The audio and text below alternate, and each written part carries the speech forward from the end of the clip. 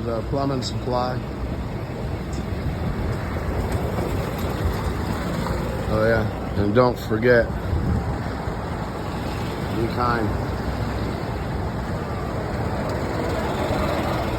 There's our police station and fire rescue.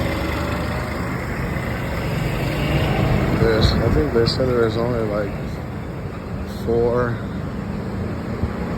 police vehicles. The fire trucks were donated by the U.S., I believe,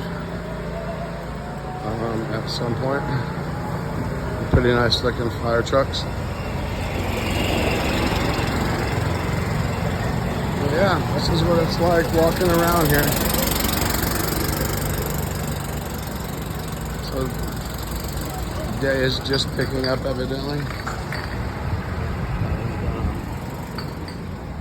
As I was saying about the bottles earlier, you want to leave your bottles out where people can get them because they're 25 cents a piece. So you really want to try to help the local economy out. And it's not looked upon as littering if you leave your bottle sitting on a curb or a place that would seem to us as Americans like littering. But literally people raise their families on bottle returns. Up here in the plaza ahead is a Belizean shop, the Kmart.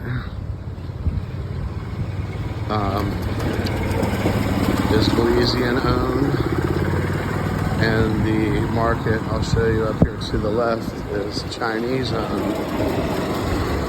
So I went into the Chinese one the first day not knowing.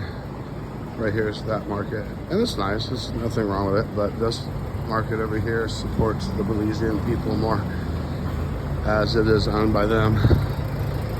And it's good to do all you can for this community because they are a wonderful